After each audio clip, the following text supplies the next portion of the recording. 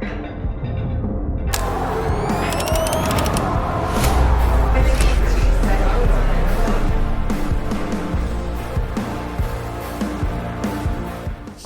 we are back on the podcast with Pat. So Pat's back. Have you done it twice? Is this your third one? This is my second Second time. one. Okay, yeah. cool. Yep. So We Pat, don't want everyone else to get real mad. Yeah. You've been the first one for 3. for a third. Yeah, we've had a couple repeats. So Pat, you just came off of a try, a sprint try, and you are gearing up for the Columbus half, and that is in how long? 3 weeks. 3 weeks. Yeah, October 19th. 3 weeks. Awesome. So we wanted to just have you on and talk about, one, some of your personal training, but then I know you're running with some people from the gym, like doing intervals, and then also you're probably seeing an abundance of people who are getting ready for it, and then when you're getting ready, you'll get some tweaks, and then you're also just hyper vigilant of your body. Like if you feel like the littlest twinge somewhere, you're like, I can't run on that for a half. So I think a great place to start is just, you guys have a theme this month with affiliate with just runners, and what are some of the things you're seeing with them? And then what is some of the ways you guys are tackling that? Yeah. So this month, obviously with the half and full being such a big thing in Columbus, that's been our focus from a content standpoint, is like trying to put out as much information from a running standpoint as possible. Biggest thing that I've noticed, like clinically, is seeing a lot of folks with Achilles pain, calf pain, that sort of thing, which is not abnormal for runners and that sort of thing. So seeing a lot of that. And then from a analysis standpoint, when we watch people run, one of the biggest things I see is just what we would call overstriding, which is just landing with that foot too far out in front of us. So when people think like stride it out, they're landing with that foot way in front of them instead of landing more underneath them, which is what we're ideally looking for. I feel like every time that I get a picture taken of me running, my foot is like, it looks like I'm doing a split. You caught me on a bad I'm like, stride. I thought I was doing so well with my running. And then, okay, so if you overstride like that, that's when your heel makes too long of contact. Yep. Right. And then that's what also kind of sets off like the hamstring, the Achilles, all of that, Knee because pain, it's like that point of contact. Yeah. Okay. It's just not a very stable position that you're landing in. So your quad, your knee is taking a lot of that brunt of the work. Yeah. It's almost like a break too, because it's hitting the ground in front of you. It slows you down. It's not super efficient. Yeah. Is that where, so correct me if I'm wrong, but is that some of where like the thought process in that barefoot running comes from? Because you really can't run that way. Exactly. It makes it really. Oh yeah, because it would hurt. It's instant feedback. Yeah. Like, if you would try to do that, right? It's one of my like personal like journeys that I was on too, is like I used to run in the cushiest of cushy shoes. Yep. Me too. And I changed to something that was a little bit less, like I'm not running in barefoot shoes. Like I have my Wittens on today. Shout out Dave. Yep. Do you run in those? No. Okay. No. Yeah, I don't run in barefoot shoes, but I run in like more of a minimal cushion shoe. Yep. So smaller drop, like 4 millimeter drop is kind of what I look for. Okay. So it still has some cushion, but to your point, when you have that big cushiony heel, I mean, you have free reign to just slam your heel into the ground. Sure. I'm like looking at my shoes right now. I'm like, Yeah. I love to walk and run in shoes like this. But those, do you feel like the thought process is like, I really like wearing shoes similar to that training in the CrossFit gym, because you can really feel the ground well. Yep. It's gives you good feedback when you're lifting weights and squatting. And then when you just walk around, it generally keeps your feet from weakening up too much. Yeah. Okay. Yeah. Okay. You know what I think is underrated is actually just taking off your shoes and walking barefoot. Like, for sure. Really barefoot. Yeah. I mean, like around your house and stuff. I mean, I feel like we've just gotten out of we're a culture that like thinks we have to keep everything covered up, and I just think it's like not natural. If you can come home and take off your shoes for at least a couple hours every day, helps with your balance, helps with feedback. For sure. I mean, especially my older clients. Christy I always get on. I'm like, when you're going to the beach, please don't wear like any shoes on the sand. Just like walk around, let your ankles get used to that. Yeah. That it helps you not fall then later on in life. And the phrase that we throw around like in the clinic is just like, let your foot be a foot. Like let it do foot things. So. Yeah, absolutely. That really helped when I had some pretty nasty foot issues a couple years ago. When we took a couple trips to the beach, by the end of those trips, my foot would be, I'm like, man, I'm 80% better. And then I get back home and it would start to go bad. You're a prime example of just too lazy to take off your shoes when you get home. I do think something about the sand and the energy or something there like really helps. I mean, we don't live on the beach. That's the only problem. Well, next time I hurt my feet, I'm gonna. You're just gonna move. Yeah. For about that month. I gotta go. For my The feet nice problems. excuse. Yeah. Well, something I wanted to ask you about, Pat, and I want to transition to this because you have gotten really ripped up, and you just PR'd your sprint try, and I see you doing like track workouts once a week now with a group of guys. Yeah. I just am curious. I mean, because you were always a great runner.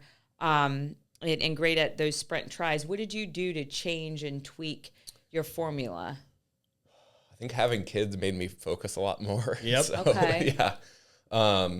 Like I think early on when I was doing longer distances, like half Ironman, full Ironman, the kind of the old school way of training for those things is like just do as much volume as you can. Like throw it at the wall and see what sticks kind of thing. Yeah. And so I think it's made me focus a lot more on like what's the most bang for my buck as far as getting faster, getting more efficient, that sort of thing. So I think that helped a lot.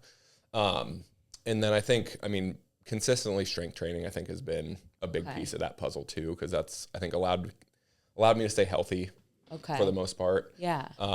And also I think just sets you up really well from just having a good base to be able to handle, putting in a lot of time from a biking, running, swimming standpoint. So I think it sets a good foundation for everything else. But I think overall what has changed probably in the last year or so is doing some of those like more interval type workouts more consistently. Like I would do that stuff periodically, but it wasn't as consistent. Okay. And I think having a group of people around me too, like specifically with those track workouts, has been, this is the hardest and most consistent I've ever trained. Yeah. So people to really push you. Yeah. You guys have a lot. Oh, sorry. You guys have a lot of people who are similar speeds, which really helps. Yeah. I always think about that with whether it was a CrossFit group or like when I was boxing. If it's not necessarily always better to train with people who are like way better than you but if you guys are I know how fast you run and how fast like Tyler runs, and it's like. And Dave, you guys are all like within. So when you're doing those intervals, I'm sure people are like trading wins on certain runs, and so then it makes everyone go just that much faster, right? Yep. And that's that. It's like that healthy competition too. Yeah. Like you have, we're neck and neck on a lot of these, and like you said, some days, I'm out front, some days Tyler's out front, some days, it varies as far as how you're feeling and that sort of thing, but it keeps you honest and keeps you focused on that. Do you get nervous for those workouts? Yes, very.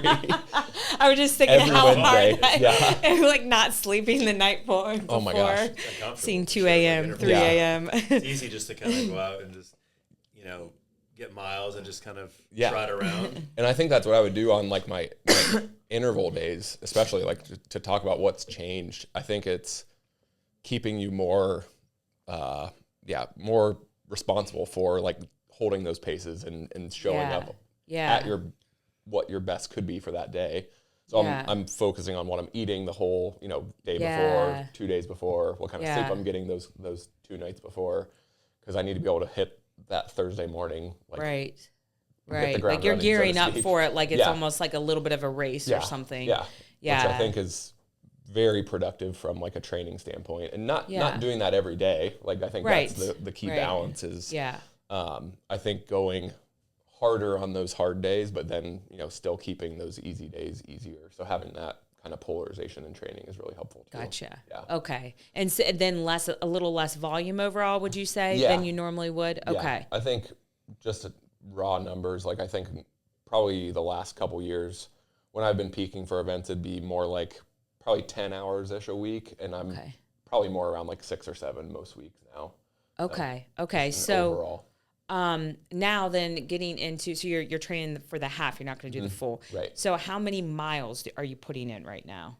I think this would be interesting for people to hear, especially if you're trying to scale back, because I always think that people kind of like overtrain. That's one of the biggest mistakes. And then that's where you run into those injuries and you're getting junk miles. And Yep. Yeah. And more is not better. Better is better, I think, is like the key there as far as takeaways. But at a certain point, like you're covering a long distance, so you have to have some volume there. So it's a balance for sure. But recently, like when I was doing training for the sprint, my mileage was probably around like 20 miles a week. I think over the next probably couple weeks, I'll probably get up to high 20s, maybe hit 30, but I'm not going to push to try to hit that necessarily. Okay. And what's the frequency? Right now, 3 days a week, 3 or 4 days a week is about what I've been hitting. So you guys do the track workout once a week. What's your mileage there usually? Recently, it's been a little longer. Like yesterday, we did 8 total. Okay. But that's a lot on a track. That'll be probably about as long as we go. Okay. Because next week it'll be like mile repeats. So it'll probably be closer to like 6 or so. Okay. And then I'll do a long run on the weekends, which this week will be about 11 or 12. Okay. And that's probably about as high as I'll go. And then 1 or 2 other runs throughout the week there. Okay. So, Okay. And then do you taper from this week on? Because we've got 3 weeks. Is that right? Or it's tricky. Normally, yes. But for me, I haven't been, I feel like with balancing the other couple sports, I've been a little distracted from just running. So I'm going to probably build for another week. Okay. And then just to gain a little more confidence. Yeah. Okay. So I have the overall like fitness, but I think it's just making that more specific to more efficient running. with the run. Yeah. Okay. Yeah, more specificity there. Okay. So, really cool. Do you have a goal for this half?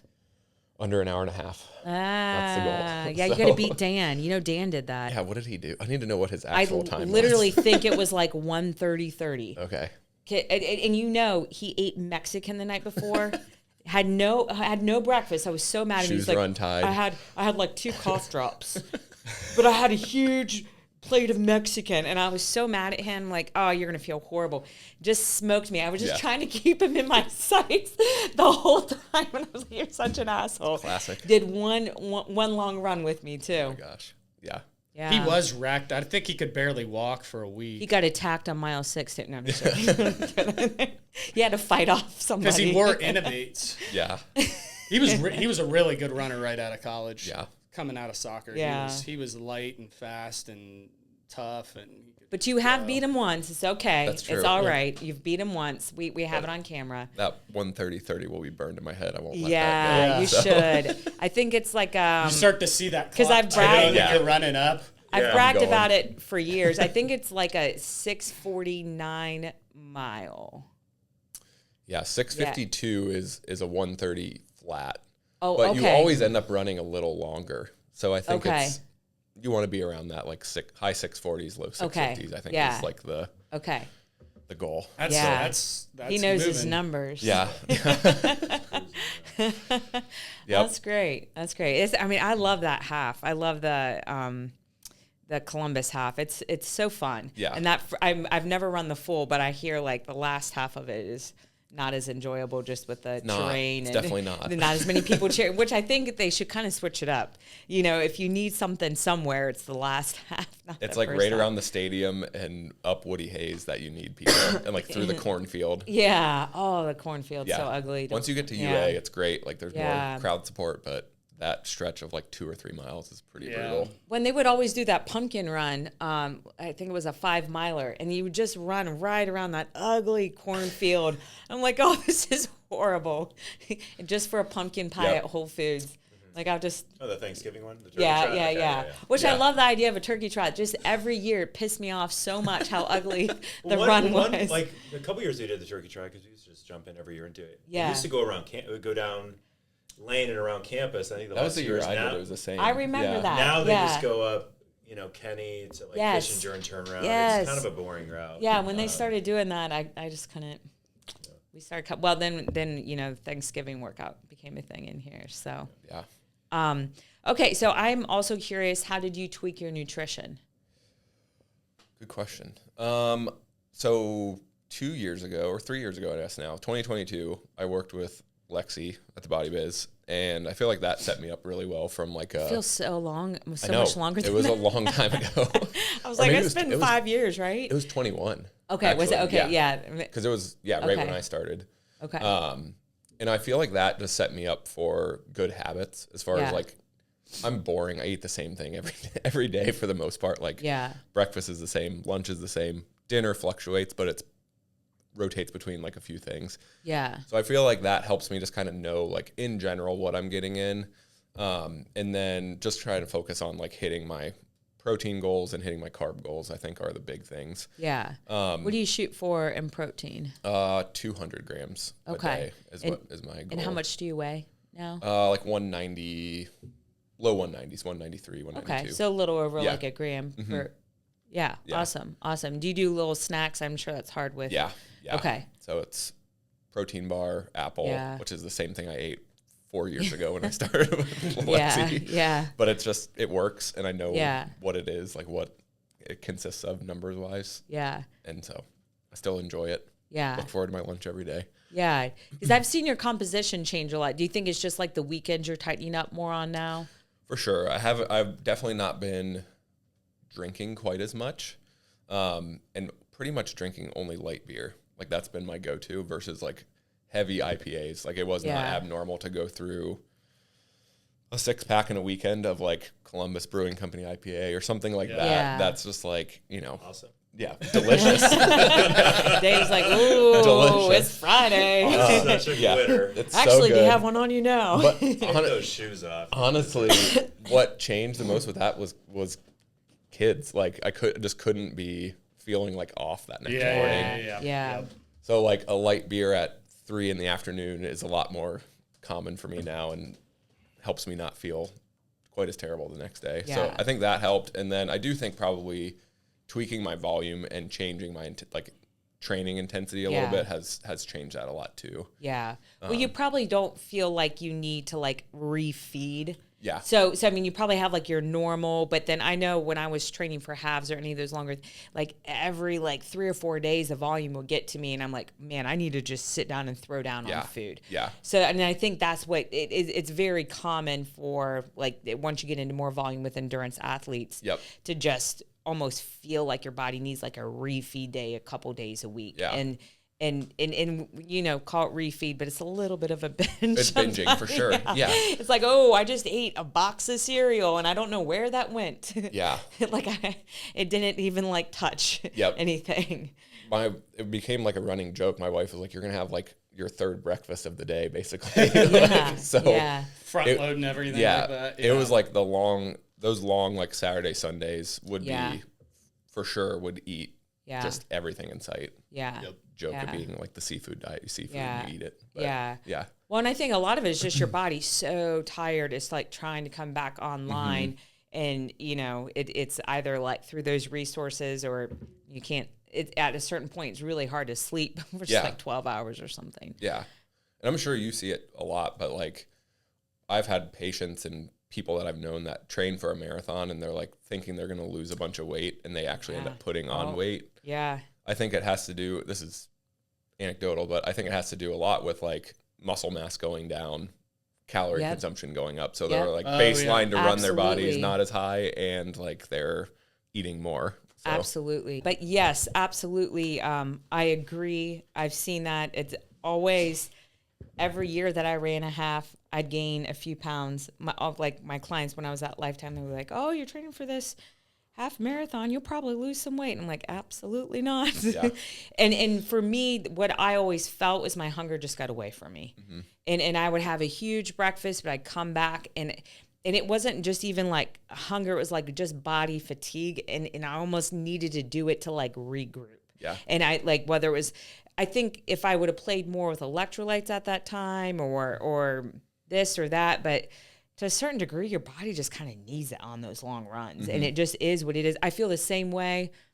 Even like if I'm doing the open, I'm like, I'm not getting leaner during that time because I'll push myself so hard, even if it's a 10-minute workout, that I have to throw down when I get home. And it feels wrong to not do that, whether it's just eating more than I normally would. I mean, I try not to go out like on a huge binge, but I feel like I need to take in more. And if I don't do that, it almost feels like it's like counterintuitive. So it is kind of my theory that when push comes to shove, you have to have a number one goal. Is it either body comp or is it performance? Yeah. And you've got to choose. And if it's performance, then you've got to just feel into your body what feels right. And if it's body comp, then, I mean, you see it with Chelsea. At the end, you're not feeling good. Yeah, she is not going to perform well at any sort of CrossFit event. I mean, like the bodybuilders that are all popping everywhere on stage they're weak as hell. Yeah. You know, like they're For that day. Yeah. I mean, for the whole week leading up to it, like all the guys have trained, all the females I've ever worked out with. We're lifting what we can, but you're not strong. So, Kate, one thing I will do, though, I'll play devil's advocate. What about all the small, like, professional runners who are sitting there clipping, 5-minute miles off? They're not gaining weight training. No, that's a really good point. So, and there's a lot of research on this. So, when it comes to like women and especially in endurance sports, at the beginning stages, your T3, your thyroid hormone lowers. So you actually do like kind of suppress your metabolism.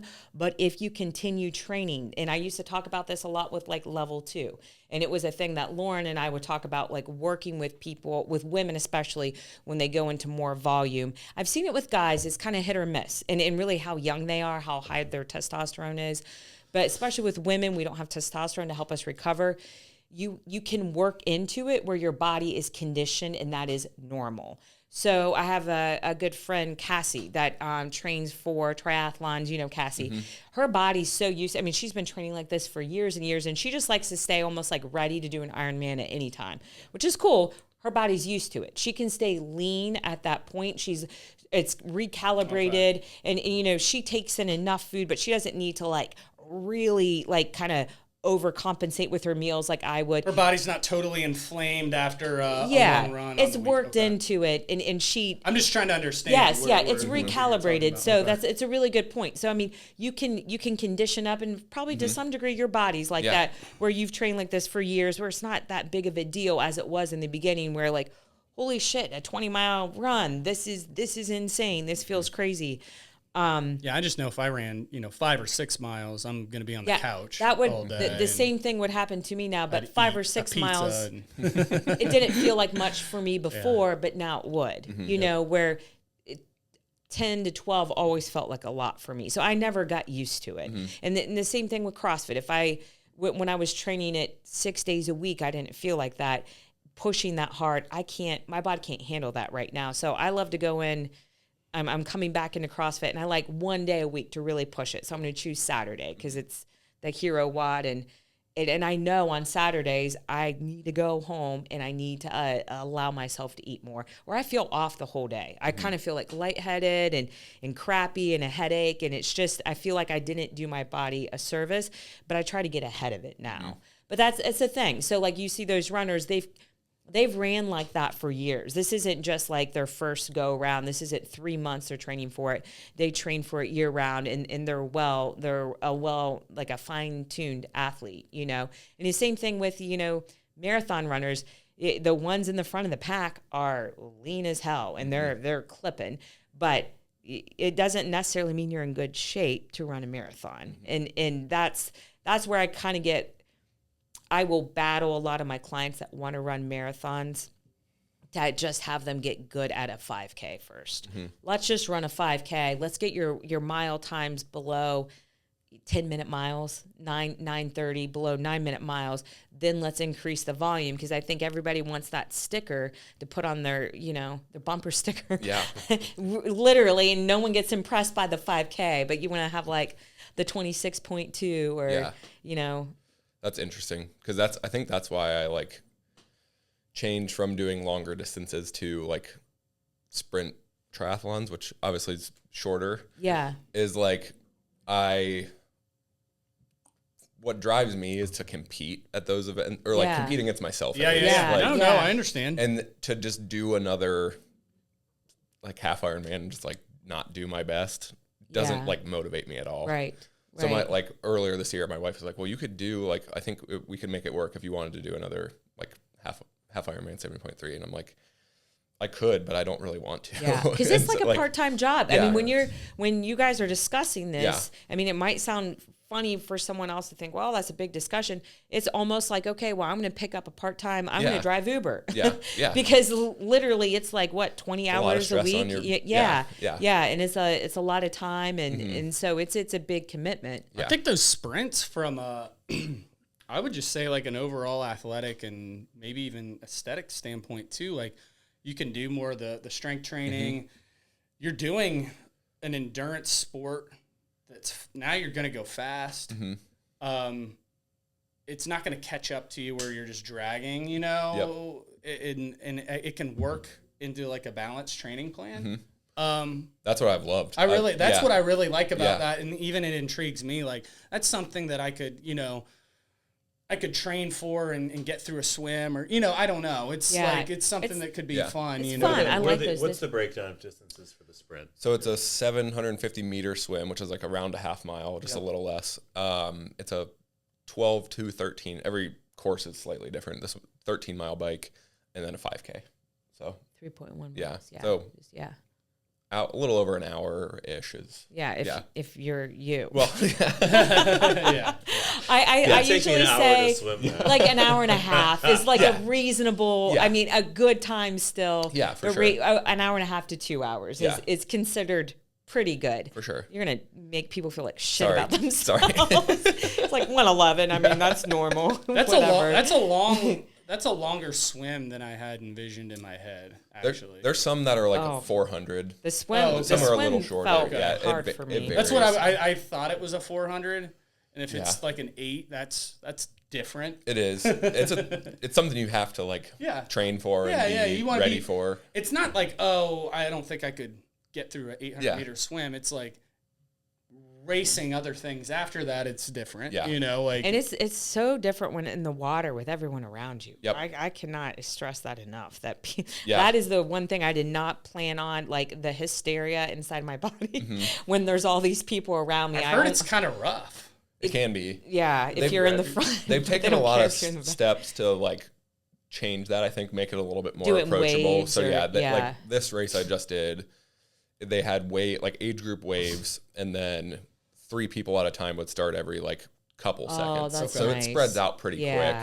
There is a whole, I mean, like they had the Olympic distance, which is double the sprint, going on the course at the same time. Okay. So there's people around for sure, but it's not the washing machine that you would maybe anticipate at the front end of it. How long did the swim take you? 12 minutes. Okay. And then the bike? 35. And then your 5K again, because that's super impressive. 20:45. 20:45 after the swim and the bike. That's moving. I mean, fast. everybody can do that, right? Yeah. Just like 111. This is normal. Yeah. Wow. And so when so now the sprint try compared to your Ironman, what's the difference in what you weigh? Is it about the same? I'm probably lighter now than I've been in a little while. I wondered that, which no one would guess that you would be lighter. So I mean, this is just kind of going towards like our whole like debate with the volume. And I haven't tried to necessarily lose weight. That's and you probably have more muscle now because you're able to maintain enough time and energy to strength train. Yeah. About like how much lighter would you say? Let's see. Then when I did the full, probably maybe 5 pounds or so. I was probably like upper 190s. when I did that. Yeah, but that plus the muscle mass is, I think, made a big difference. Which I think that's probably changed composition a lot too. Yes. So Yeah. I just think it's really important for people to know that. And like if they're trying to improve their strength, just kind of start, like you're saying, like let's work on our performance, like start where I can like really improve and keep working on that. Yeah. Yeah, and I think that's a great like point, is that a lot of folks who are banging their head against the wall with a marathon every year, and they're like, I've run the same time 5 years in a row. Like, how can I get better at this? I think you need to look at those shorter distances. Yeah. That's where a lot of the myth that I see is like you go into a training block, you run the same mileage, the same paces all the time. Yeah. Rest for a little bit, and then you go right into the next training block, and it's the same volume, same stimulus every time. Right. So I think for a lot of folks, if you're looking to improve in those races, like those longer races, go back to the shorter distances, get really good at that, race that really hard, and then move up to the stuff if that's the ultimate goal. And add in strength training. For sure. Yeah. Never stop doing that. Yeah. Do you do like primarily like kind of like power lifting now? How do you set up your strength? That's going to be my question. Yeah. Usually on Mondays is my heavier lifting day. Okay. So again, kind of thinking about like what's my priority. Like strength is not necessarily, like I'm not trying to get a ton stronger, so it's not my highest priority. But so I usually hit that at the beginning part of the week because that's the longest recovery between that Thursday workout, like super quality workout, or a longer run on the weekends. So Thursday is your track day. Yeah. Okay. Yeah. So I usually try to hit heavier total body on Monday. So that includes like squatting, benching, some type of pulling, whether it's strict pull-ups or like a lat pull, like seated row type of thing. And then some type of hinging. So deadlift, single deadlift, something like that. That's kind of it's simple, but I can progress it every week. Yeah. It hits everything that I need to. Yeah. And then Fridays, usually I'll do like more of an accessory day. So anything I need to like focus on from like maybe a little bit of like a nagging injury or something like that, I can hit that stuff really hard. Like hamstring curls or like reverse hypers. Yeah. Okay. Single leg strengthening, that sort of thing, just to try to make that stuff as rock solid as I can and get out in front of any injuries. So then what's Tuesday, Wednesday for you? When I was doing the try, it was run, and then I would usually do like a bike on that day too. So I'd bike in the first thing in the morning and then run in the afternoon. Wednesday would be a swim, which I've kind of kept up with this week. So we're just 1 week off your try. Yeah, okay. Yeah. Okay. So you kept the swim this week. Yep. What'd you do Tuesday? Tuesday I ran. So I did 6 miles. Okay. And then I'm going to use Tuesday as like a shorter interval day also. So it's a tricky balance because like I said, you need the volume and you need that aerobic strength. But I find for myself, I do a lot better. I keep my speed a lot better if I throw in some like shorter sprints. Yeah. And it doesn't take a lot out of me from like, so I did 10 200s on Tuesday. Okay. And so trying to just hit some more like top end stuff that I just like don't get otherwise. Right. At the end of an easy run. So I ran 4.5 miles easy and then did 200s after that. Okay. So still get some volume in and then get some speed in that way. I think that sets me up really well for that Thursday, like harder workout too. Yeah. So, and then Saturday I'll bike Saturday and then my long run will be on Sunday. Okay. So now everybody has like a lucky meal they do before like these sort of events. What do you do? Usually it's pasta or rice. Like the night before. Yeah. So for lunch I have jasmine rice and ground beef and broccoli. That's what I eat every single day for lunch. Yeah. It's good. My body sits it. I love it. I put mustard on it. It's great. My wife hates it. So I usually I'll also do that sometimes the night before because I know it sits really well in my stomach. You know how it's going to feel. Yeah. Heavy. I'll add a little more rice, put a little more carbs in there. Yeah. So that's kind of what I usually And then what about like the morning of? Oatmeal. Yeah. Double oatmeal, peanut butter, honey. Maybe chocolate chips. We'll see. Yeah, there you go. What did Michael Scott do? Fettuccine Alfredo. That's right. Before tell everyone that. If your run group is listening to you, that's what you have in the morning. That's right. On the way to the track. Fettuccine Alfredo. Yes. Put that in your running pack. That's right. With like one of those gas station cappuccinos. That's right. I mean, that is a great combination. I used to love those gas station cappuccinos, and we were in Vegas. We just watched this fight, and I was so cold. I was so tired. I'm like, I'm going to go in there and I'm going to get one of those cappuccinos. And it tore my stomach up like bad. All night. It was so bad. You did drink one of those from there? Yeah. I actually like threw away half of it because I could feel it starting. That's like at midnight. Yeah. It was bad. I was really tired. It was a long day. It was a really long day. Should have got a roller dog or one of those like meat tornado things. Without going completely left. I did have pizza there at the fight. How many steps did you get that day?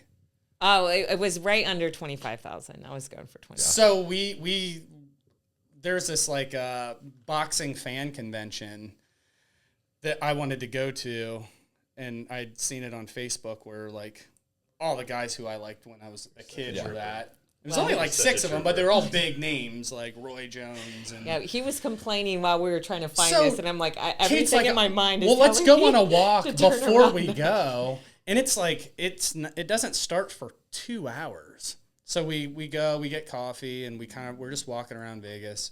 And they're like, okay, now let's go. So then we start to go. That's the problem with Vegas. You're up at 5. I'm like, Yeah. good morning. Just ready to go. So the convention center there in Vegas is the biggest convention center in the world. I'm just guessing. Because true statement. where we went to go in, they're like, no, this is a baking convention. It's on the other side. And the other side was a full mile or so walk. And, by the time we had to take an Uber back to the hotel. By the time we got back to the hotel, I think Kate was like, I have 17,000 steps today. And it was 1:30 in the afternoon. You realize who you're talking to. You're talking to Pat, who does long. Yeah, I mean, how many steps do you average if you do a long run? He's probably over 20 Have you seen 40,000 steps on race days. Yeah, for sure. And Dave, who's married to Chelsea. And so they're always hiking and probably doing 30,000. So no one's impressed by 25,000. That's a lot of steps. It is a lot. They're like, cool. That's a Wednesday for me. This is not an exercising Yeah, you're just doing steps. just living. This is just I don't know, walking 16 miles around Vegas for the day. On a vacation. Yeah. I just remember by midnight, we were getting out of the fight. My eyes are I'm trying to stay open. Kate had wanted to go out and maybe do something after. I'm like, we're going back. Yeah. That was I a was long day. in the same Yeah. same boat, but I don't do the steps. I just remember that. I was like, I think we walked every time we go on a vacation, marathon Brandon's today. like, "Why are my feet hurting?" I'm like, "It's because you're spending every day with walked me." 10 miles. Yeah. Yeah. That'll do it. Yeah. Well, sorry to get off topic there, but so you've got 3 weeks to prepare. Mm-hmm. Is there anything that you do special before races, like an IV or anything, to kind of give you an edge to not get sick or armor you I'm up? simple. I would try to sleep really well, eat really well. Yeah. That sort of thing. Yeah, just keep it to basics. I'm boring when it comes to that stuff. Yeah. All the recovery things and stuff like that. Yeah. I just try to Do you focus do on the big stuff. Boots or anything? I don't. Yeah. Okay. I was don't. just curious. You let me borrow them for the Ironman, which was great. Yeah, I if did you ever really need to enjoy do, it. yeah, but I love those yeah. things. I mean, I wear them sometimes twice a day. I get a little obsessive, I think my legs are tired. They're great. Yeah, I mean, you feel phenomenal afterwards. Yeah, I think this is maybe old school. I'd like to know how my body responds to a training session or that sort of thing. I tell my patients the same things. If they're oh, should I take ibuprofen or something like that Right, you to wanna get through this feel workout? what's going I would on. rather know how I responded right. to that. That's so, a good point. That is a really good point. Instead of And- trying to numb yourself Yeah. out. Don't take Tylenol. Don't take it. bad timing. Just don't take it. Well, we were Yeah. we were on the kick of IVs a couple years ago. We were actually thinking about trying to have it as a feature and our offering in here. But we got into it. We started doing it every Sunday. We'd have a couple cocktails on Saturday. This lasted for a month. but Yeah, because we were going to go broke, really. Yeah, they're not But- cheap. No. But part of it, too, I was like, I feel like this isn't good because whatever we do on Saturday night, it's like you can erase it on Sunday. Yeah. And pretend it didn't even happen. I mean, because you're whatever hangover or food or you just felt fine after that. And it is Just go to the hospital after you. Yeah. To yeah, that exactly.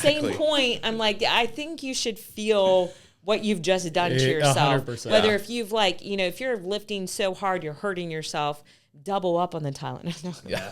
Mask it with stuff. Right. Yeah. That's a good policy. Yeah. I think that, from an injury standpoint, that is one of the best things that you can do is know how your body is responding to Right. whatever activities that you're doing, Right. depending on what the injury Right. is. But some things you need to have a very good pulse on Right. what it's doing and how it responds to things. Yeah, some of Right. that stuff is Yeah. in case of emergency or now and again, or if you Right. strain something Yeah. really bad Yeah. for a day or two, just to manage the symptoms a little bit. But generally, if you're taking that every day, you're you're not doing something right. Right. You have to change your behavior a little bit, or what's going on. The Rock is actually in a movie about Mark Kerr, and I saw the documentary. Saw the documentary 20 years ago. They actually kind of scrubbed the internet of it because they don't want you to know how the whole thing works. Sure. It was on HBO. It was probably one of the best documentaries I've ever seen, and now they've made this movie about him. But his whole thing, and not to spoil the movie, is like in the early days of like MMA, he's just this wrestler who he roids up and then numbs out with like painkillers. Mm-hmm. So he'll just train super hard, lifting weights, wrestling, boxing, doing all that stuff. And then he'd numb himself out, and so he could just make his body like crazy strong.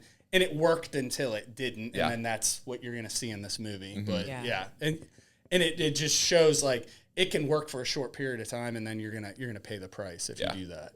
Yeah, well, and I think peak performance is not healthy overall. Like if you're training to perform at the very best. That's a good note to end on, because it's so true. Like at any, we were just talking about bodybuilding before this. Anything you do at that high level, especially if you're going to be really good and push yourself, it's not going to be. Yeah, right. It's about competing. Yeah.